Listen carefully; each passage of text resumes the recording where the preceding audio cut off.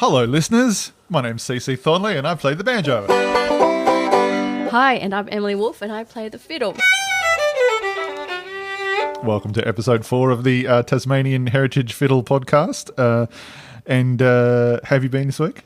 Oh, it's been a full-on week. You've been in the wars. I know. Oh my gosh. Just that's definitely, been an interesting week because of that. You got both hands injured today. Oh, I'll be all right. I'm hardcore. She's a trooper. I'm a trooper, but yes, before our concert, because we had our concert on Saturday at St. David's Cathedral, and 2 days prior to that, I burnt my fingertips. So she comes to rehearsal with her fingers bandaged up in bandages. I took one look at her and said, "You're fired." Yeah. Next. Because that's how hardcore you are. But it was my left hand, so it was my bowing hand, but it was still rather annoying. But it's healed up pretty well. But today my right hand, my fingertips been a bit annoying because I just sort of cut it before, so that's fine. These are the perils of... It hurts to play, but I'll be right. So if you're going to play instruments for a living, make sure you look after your fingers. Yes. We've got a jam-packed show. We're going to play for you 5 traditional Tasmanian tunes. Now, we say traditional, as you know, that as we've been telling you, as we know, and we're trying to convey to you, that the tradition of Tasmanian folk music hasn't stopped. It's still going. It's the repertoire of traditional Tasmanian tunes is still being added to. So we're going to play you some more contemporary ones and some older ones as well. But first. Oh, do we have some letters there? I've got a letter. This is from the internet. This paper came straight from the internet. Oh, fantastic. It's from Joey Gibson in Western Australia, who says, "Hi guys, just discovered your podcast. Love it. Been looking for something that showcases Australian bluegrass / fiddle / folk style podcast for years. It's amazing to find all these resources for finding more Australian music for banjo / traditional musicians. Thank you." No, Joey, thank you.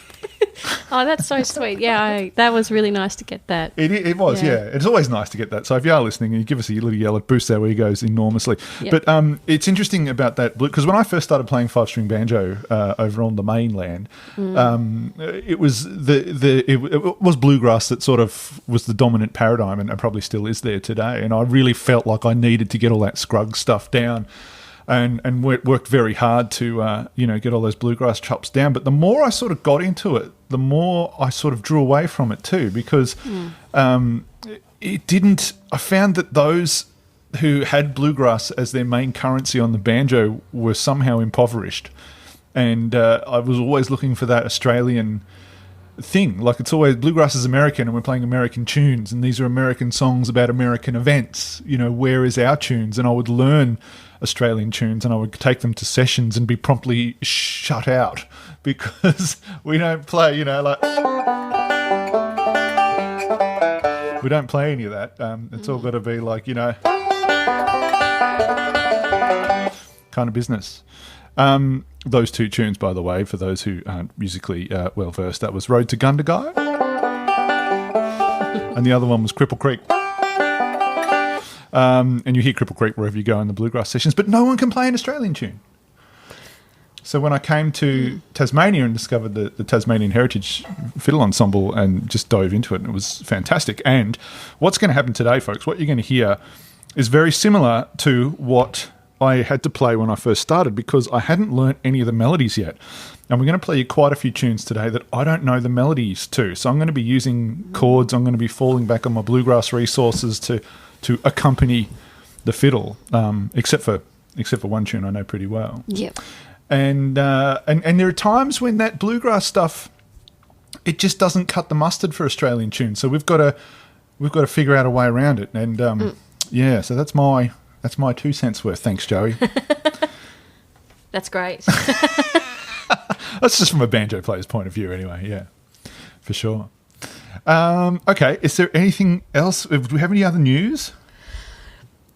Well... Apart from that gig at the St. David's Cathedral, which was extraordinary, with Tom Rhymes on piano. Oh, man, that was amazing. Quite an interesting soundscapey place there. Yeah. You were a little bit nervous playing in a church. I've revealed something about myself. It wasn't the church. Wasn't the church? No. What was it then? The funny thing is, I'm just not intimidated at all by big religion. or big religious structures. And I always look at it, when I look at a big imposing church like St. David's Cathedral with its big heritage, I just put my hands on my hips and go, yeah, whatever, God, whatever. And I feel like, you ever heard the song Simple Ben? No. It's walking down a dusty road just before it rained. And that sort of, that was a bit of that some other song drifted in there. Anyway, this guy, Simple Ben, he's being told about all the wonderful achievements of civilization, and he just turns to the person telling him the story and says, yeah, but have you heard a baby bird sing on a mountain? Have you seen the first snow of spring and fall? And that's kind of how I feel about churches. Okay, no, that's all right. You can feel how you want. This is not that kind of podcast to talk about how you feel about it in a church. It's okay. But it was very nice venue to play in, though. What does make me nervous, though, is the eye of Sauron upon me. And by that, I mean okay. My constant criticism of my own playing. Oh, okay, yeah. And you get that in your head. You think, oh, you're going to stuff this up. And you go, no, I will not stuff this up. And you concentrate so hard. You pressurise yourself into a tight little ball and you stuff it up. You always do that, though, and you don't have to worry. Yeah, I told you to take some deep breaths and you calm down a little bit. I wasn't nervous. I was surprised because sometimes I do just, because I was thinking on the way home, like that's probably the first time that we've done like a kind of a serious concert of playing the Tassie tunes. It was a very serious concert. And even for me, because I've been playing these tunes for like over a decade, but it's always been at a folk festival or at a dance where it's just raucous. But that was such a tentative listening audience. They're sitting there and taking notes. They're and all watching. It's a bit like, okay, but I didn't feel so nervous, I think, because I'm just, it was just really fun to share the tunes to mostly a new audience for us, I think, and we definitely got some new fans. Actually, a lady came up to me after our gig and she was visiting from Brisbane. Really? And she said she was walking past and she saw it and she came in and she goes, she loved it. She goes, I didn't know anything about Tasmanian music, and she goes, it'll be a night she'll never forget. Like, really? She loved it so much. Did she say, what sort of guitar is that? And you said, that's a she violin. didn't say that, actually. No, she was so thrilled. She loved it. Really? It's like great. She was just she was so happy that she stumbled across it. Isn't it funny so many people don't know what's going on down here? Yeah. I kind of like that. Yeah. So, no, it was really good. So what's coming up? Well, it's kind of, the next gig is a Christmas thing. So now we're just all... There is a few Christmas breakups coming through. Yeah. There is if you want to see the Tasmanian Heritage Fiddle Ensemble, we're having our Christmas break, big end of year concert. That's on the 12th of December at Bright Eyes Cafe on the Brook Street Pier in Hobart. So if you're new to Hobart, Christine and her family do such an amazing job at that cafe. They opened it up specifically to support music, and they've had music there almost every day of the week for a while. COVID's kind of disrupted that a bit, but you're guaranteed of seeing some music there on a Friday or Saturday night if you're in town. It's right in the heart of town on the waterfront, and a great place to sort of stop in for a coffee or a break whilst you're checking out some of the sights around the waterfront. It's a beautiful view from there too. It's really lovely. What time are we there? 4 o'clock? We're 4 o'clock till 6. Yeah, it's going to be really fun. I'm excited for it. And so if you're interested in playing some folk music, that'll be a good one to go to and have a look and see what we do. Come and say hi. Come and say hi and ask some questions and see if you want to enrol for next year. Yes, that'll be, if you're keen, we're always wanting more players, and it'll be really fun. And we've got classical players that are quite accomplished. We've got beginner players that have been playing for a year, and everyone right through in between, all different styles. We've got a whole mixed bag, which makes it really fun because it's inclusive. Everyone's welcomed at any levels. Yeah, and we just guide you through it. So... It's going to guide you through a musical journey. Yeah. Go for gold. I went there. How about we play a tune? Let's play a tune. Well, all right. So we've got 5 tunes we're going to play for you today, and the first one we're going to play is an Alexander Lang tune. He was the convict fiddler. This song is called Mrs. G.S. Meredith's Favourite. So who was Mrs. G.S. Meredith, and why was she so well favourited? She was actually... I hear you ask. This is courtesy of the Steve Gadd Bot machine, which we will roll out and start up and get some information from. But I prepared this earlier via Steve Gadd. Mrs. Georgina Jane Meredith was Alexander Lang's third daughter. She was born to a guy... No, sorry. I might edit that out. Miss Georgina Jane Meredith was Alexander Lang's third daughter. She was born to Hester Roberts in Sorel, November 1827. She married Richard Meredith, who for some reason occasionally went by the alias Richard Hartnell. We don't know why. Lost in the mists of time. But this was a song that he wrote for her. It's called Mrs. G.S. Meredith's Favourite. You ready? You right to go? Mm-hmm. Shall we do this? Yep. Go for gold. Are you going to give me an intro or what? I'll just start it. Yeah, okay.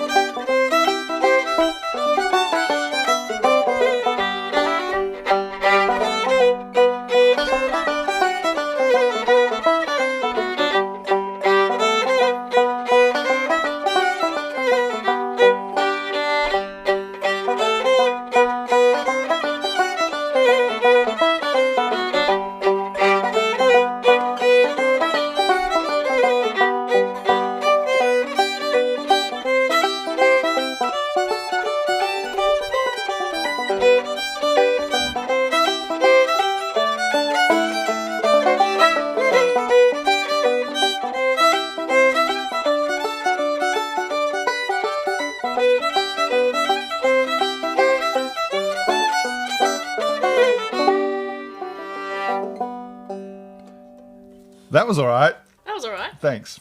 So the thing I like about that tune, right?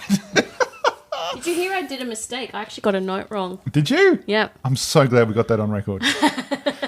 I missed the look too. I was too busy caught up in the bit of the song that I liked, which is in the B section, because it's so straightforward. Like it's just this. And all I'm doing there is like for those banjo players, just a little forward roll, and it's straight over the triad. So of the G chord, it's just going. If I'm looking at that chord, it's like what is it? 3 5 1 5 3 5 1 5, and then you go to the next position. See 1 3 5 3 1 3 5 3 1 3 5 3 1 3 5, just straight up like that. It's really good. Very simple, easy to play, to get into. Yeah, and so I like how we play Meredith's Favourite, because we swing it pretty hard. Like I know other, it's just one of those tunes that's just not really. You could play it straight, it works, but I really like to swing it. So if we were going to play it straight, would it be like?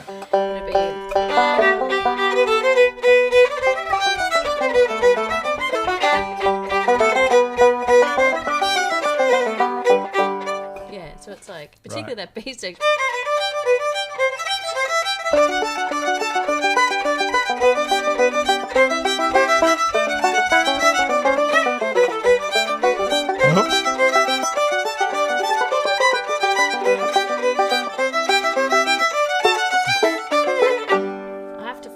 Do the swing, but it's really quite tiring for playing it straight. I like to swing it because you can just really have a bit more fun with it.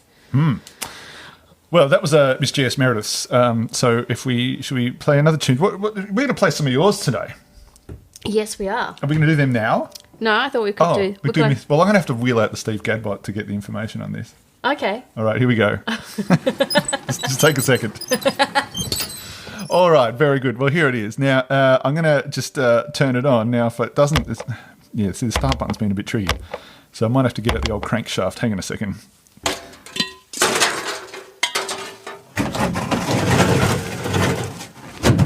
All right, got the crankshaft. I'll stick... Right, here we go. I'm going to give it one crank. Another crank. Okay, here we go. This one's for sure. Yeah! Okay. All right, now it's going. All I'm going to do is I'm just going to plug in the information. We've got to, what we're looking for is information on Steve Gadd. Into the Steve Gadd Bot 2000. Let's see what happens. All right. Uh-oh, something's gone wrong. Its eyes have gone red. You know what it means when a robot's eyes go red? Well, what does it mean? It means it's turned into a killer! We better run! It's going to explode!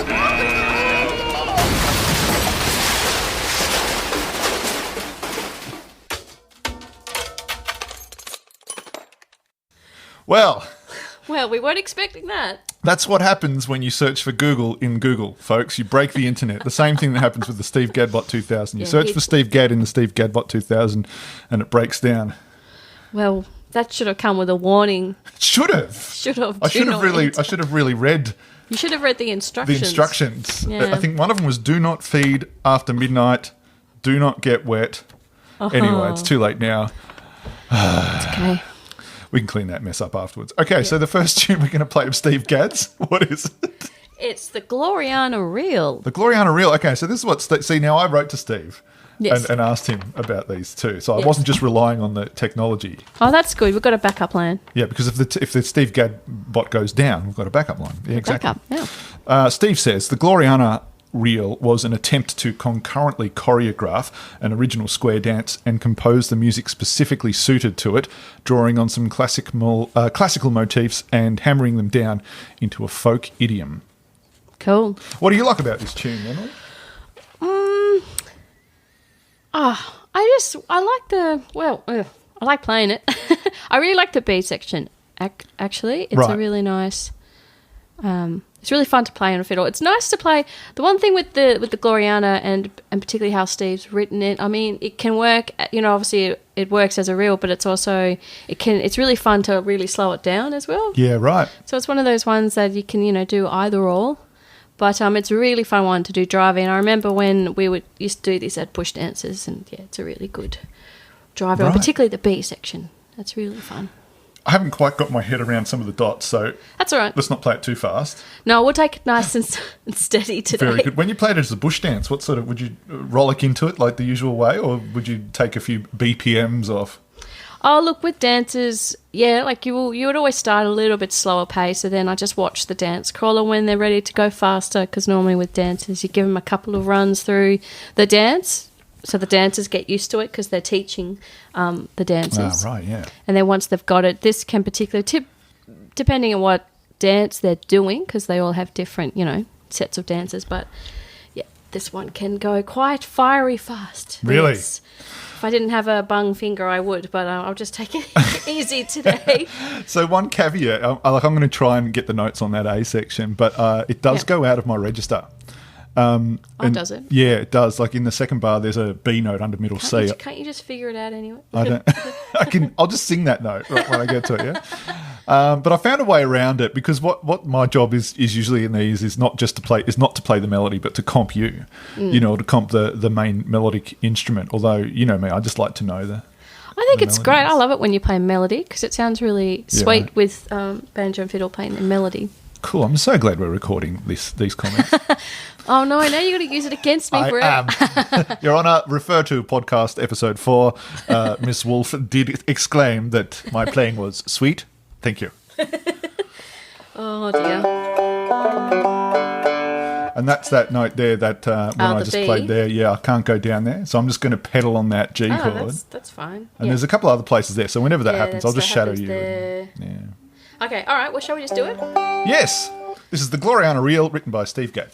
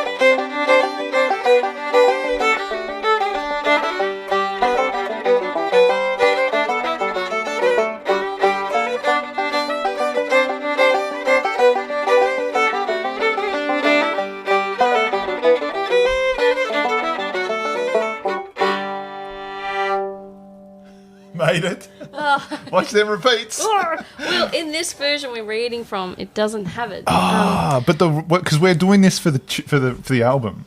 Yes. And I think we are doing the repeats. We are. I think this was an arrangement for a dance. Right. Yeah, so when I just went, I was like, oh, yeah. That was a good save. I got to give you a look. Nobody noticed. I noticed. I gave you a look. You did. Yeah. Yeah, but your look, my looks are the ones that the devastator that pierce through your soul. But yeah, no, that was so, and that's the thing about these tunes is that you can, I mean, when I look at these tunes, I'm like thinking, like particularly this one, "Forks in the Fire," that we're going to look at in a second, which is one of yours. Yeah, we actually arranged this for a peculiar experiment on the Wolfe Roads session, which is available on Bandcamp, folks. Good segue. I'm getting the hang of this commercialism. It's good. So we did it. We tried to do a funk version of it. And when I look at these raw notes, these raw dive. I liked the funk version. Yeah, I don't know why you threw it away. I didn't throw it away. Every time I brought it up, you'd say no. No. So let's do Forks in the Fire. I went, God, no. He's lying, ladies and gentlemen. That's a lie. I never said that. It's a hyperbolic embellishment. We're post-truth society anyway. You can believe what you want to believe. So, yeah, look, I might just have a little talk about my tune. Yeah, please do. All right. So Forks in the Fire was actually one of my first tunes. Was the first tune I wrote. And I think I was 18 at the time when I wrote it. And because it wasn't long after I joined Heritage with Marjorie and Steve, I wrote this tune came about, and the name of it came from, because I didn't know what to call it, and I was down at Marjorie and Steve's playing the tune, and I was like, I don't know what to call it, and Marjorie was telling me the story about when the 67 bushfires came through, because she used to live in Ferntree, right, and they lost their house because of the bushfires, and the only thing that was left that they could find in like the ashes was their forks, so hence the name Forks in the Fire. So that's the story behind that. Yeah, and I really like this tune. So, it's had a lot of different forms of playing it. So as the crow flies, we recorded this with another tune, and it's had a lot of different arrangements, like the trad fiddle version.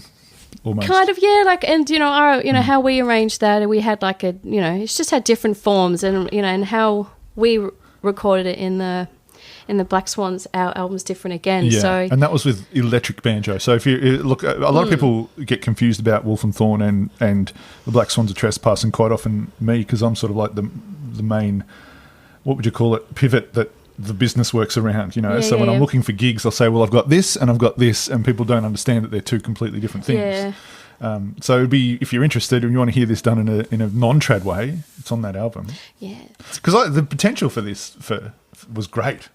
Yeah, I don't think I can remember the melody though. What is it? Not that. That's something like that. Yeah. I don't think I'll be playing the melody today, but no, yeah. That's okay. I might attempt to play this a bit faster. Okay. Because it's meant to be fast, and that's missing a... So what tell me about the B section. So we're cruising along in E minor, and then for some reason you go to B minor. What was the thought behind that? Was there a compositional style or motif you were trying to get across? Or always glad you asked that question.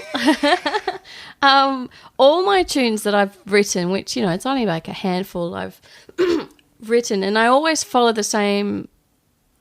Yeah, there's a method how I do it. I try to make the B section quite different to the A, so it kind of leads in.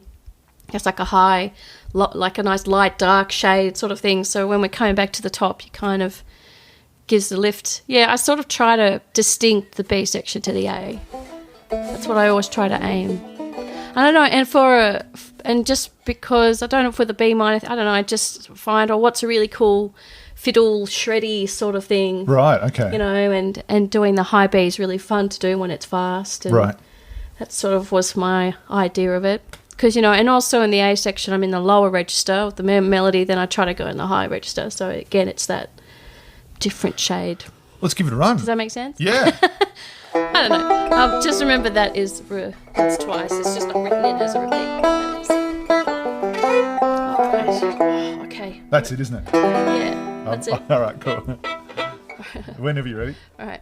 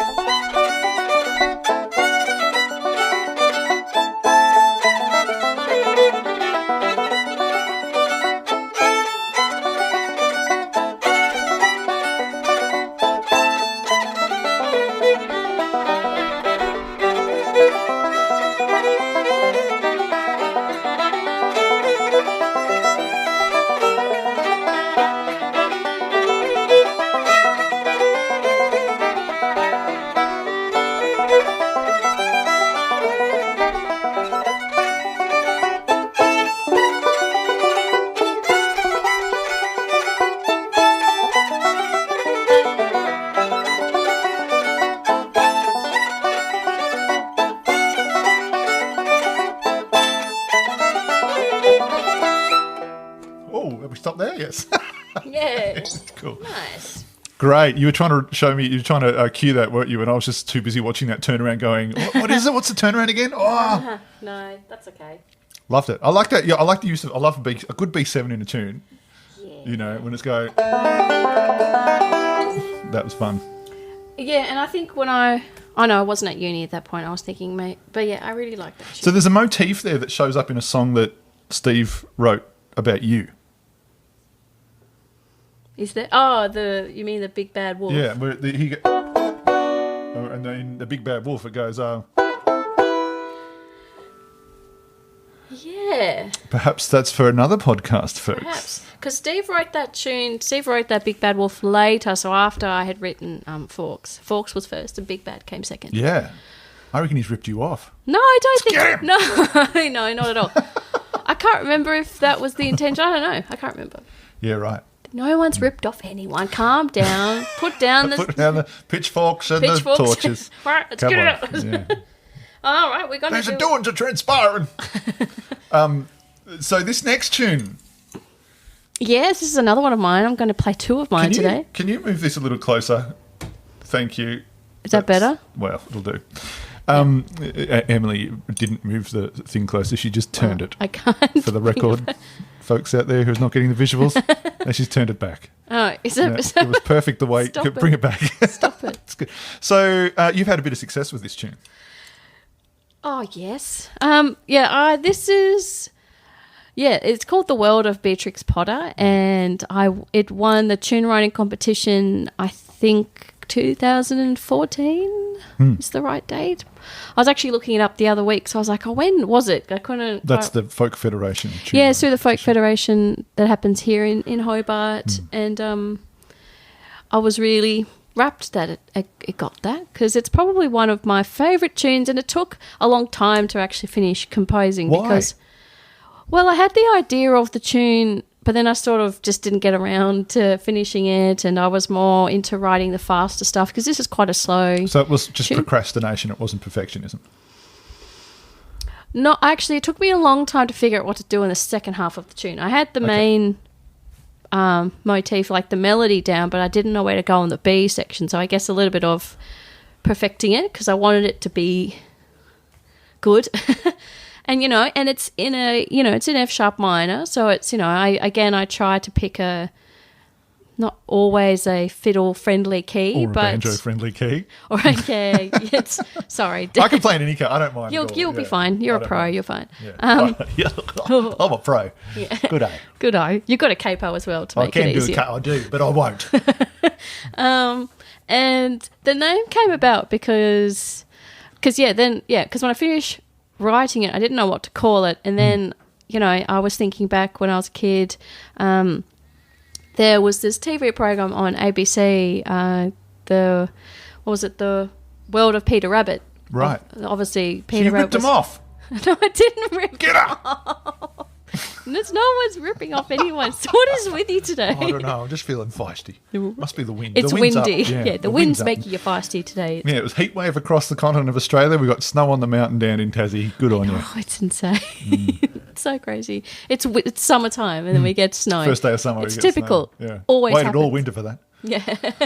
Anyway, you were saying? Anyway, so I don't know. I just the opening phrase, often would remind me of that TV program, because in the opening credits, the main character's like, who's meant to be, playing Beatrix Potter. She's painting in the field, and I don't know. Just always used to take me back to that. So that's how the name. A sense of the bucolic.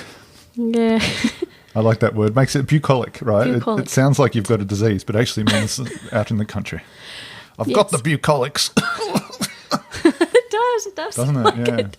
I didn't know that. Yeah. Well, and of course, because I grew up in the country, so it kind of all ties in together. So. Let's play it. Yeah, this is going to be fun. We'll see how we go. Yeah. Well, I also haven't played this tune for a little while either. And we also recorded this on the Wolfe Road session as well. And where's that CD available? On Bandcamp. That's right, folks. The Wolfe Road Sessions by the Black Swans of Trespass, available on Bandcamp. Oh, that's exciting. Yeah, that's right. So you get Forks and The World of Beatrix Potter on that. Did you plan this?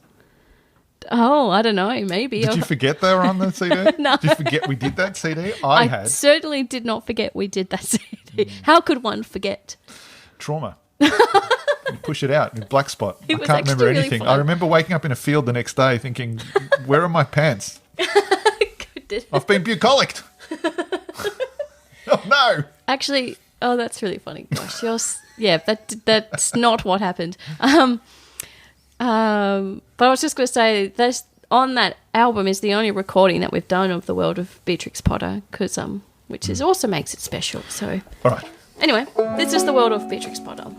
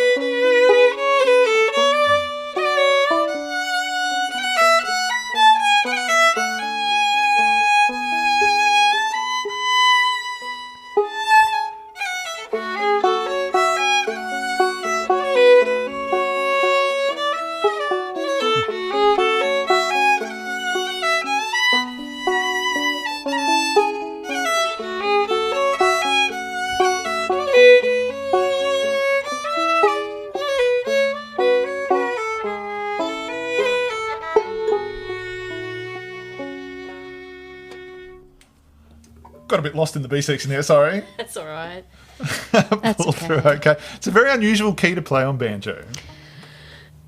But I don't care. But the thing that that I'm challenged with, you can't fall back on your old bluegrass shtick. No, you can't with that one. No, you're really out in the open with because that you're relying on so many closed position notes like your C sharps and your D sharps and all that kind of stuff. Because it's in F sharp minor. So you can't really just, open up a big Scruggs thing.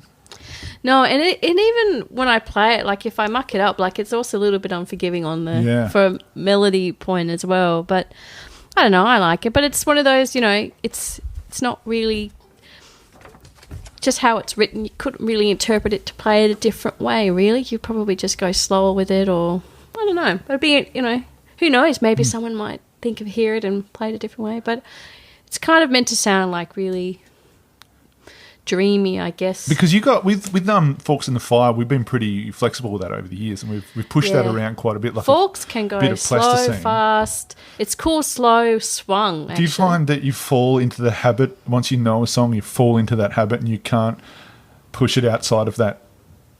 The idea it's become, or do you? Depends how far you stretch it. I mean, I'm always really open to trying the tunes played in a different way because that's you learn how to play them a different way. If you put a different feel on it, you'll express a different part in the phrase. And definitely with tunes that we've played in the previous podcast, like, we've changed up the arrangement, and then it kind of gives the tune a different light. I think, like perhaps a waltz or something I would find really tricky to sort of change, because it's like, okay, my brain just can't get that out. But I don't know. I'm always up for trying something different. Very good. Yeah. This next tune we're going to play is another Steve Gadd. Yes. This is the last tune, isn't it? It is. Yes. Yep. Great. So this tune, I don't know this tune very well. I think I've only played it once or twice a couple of years ago. So I'm going to be literally just straight up reading the chart and responding to you. Sure. Which is kind of what I used to do when I first joined the Fiddlers, the Heritage Fiddlers, because this music wasn't familiar to me. Everybody knew it much better than me, but I could get around my fretboard well enough to sort of not be kicked out. Yeah. I love this tune, and I think this was one of the first tunes I helped to sort of come up with some of the bowings in it, I think. And when we were going to do this tune, I looked on the YouTube, and it's, there's a clip from us performing it 10 years ago. Fresh-faced little bunnies you were. Look at you all up there. You should see them. The ravages of time have not been kind to them, folks. Speak for yourself. But this song's called Whipsnake in the Pocket. It's written by Steve Gadd, and it has quite a great story. Yes, I like it. I think I can see got some notes there to read Steve from. sent us some notes as he does. But this is the story behind this tune. On a winter's day in the 1980s in Franklin, one of the local redneck boys was doing some gardening, and he found hibernating a whipsnake under a rock. So he put it in his greatcoat pocket, and that night went to the pub, taking the sleeping snake with him. He'd whip it out of his pocket to scare people. He also made the snake drink beer from his glass, thinking this was a great lark. Everyone knows that whipsnakes rarely bite humans, as their jaws don't open wide enough to grip the flesh. The one exception is that they can bite the little finger. Now, our hero had become quite drunk and walked out from the pub into a cold, foggy night, and by this stage forgetting the snake was in his coat pocket and not realising that due to the warm coat and body heat that the snake had come out of hibernation. The snake had discreetly bitten his finger, but he had hardly noticed. His mates, following on some time later, found him lying down on a lawn, convulsing and frothing a bit at the mouth. And this is the tune that Steve wrote in honour of that occasion. It's a great story. I remember. The 80s in Tasmania was such a toxic masculine place. Weren't they? We were just punching animals and well, I don't know. I was born in the late 80s, so I just missed out. I missed that. I remember the 80s, folks. It was big hair and, yeah. Yeah, you're kind of going big hair, but the other way now. It's like big face hair now. Big face hair. That's called a beard, Emily. Face hair. He had face hair on his face. Had face with the hair in the. You know what I mean? You know. Yeah. Anyway. Not like a dog, no. Cool. Well, let's do it then, shall we? Right. I'm so excited we're doing this. I'm just totally following you on this. I've got no idea what's happening. So if you could just bring that around, twist it just a tiny bit. Oh, yeah, so sorry, yes. The glare of the. Thank you very much. I can see the chords now in all their glory. There's a D in there. There's an E minor and an You'll be A. fine. It's all D's and E minors and A's. There's no G's. So I'm. Oh, is that a B minor?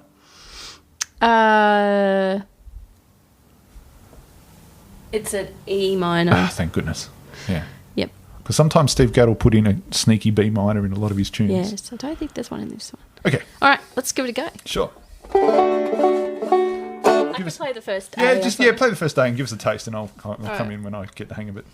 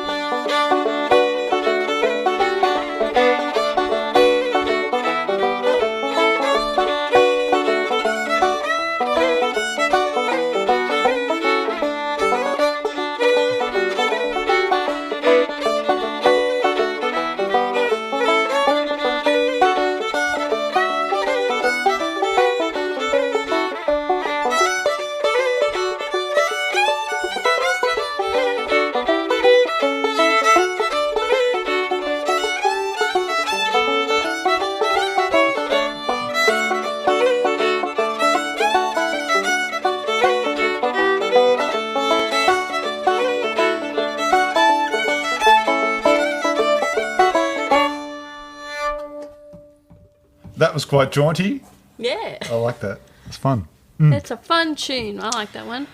Well, that was Whipsnake in the Pocket by Steve Gadd, based on the recollections of an event that happened down in Franklin with an actual whipsnake.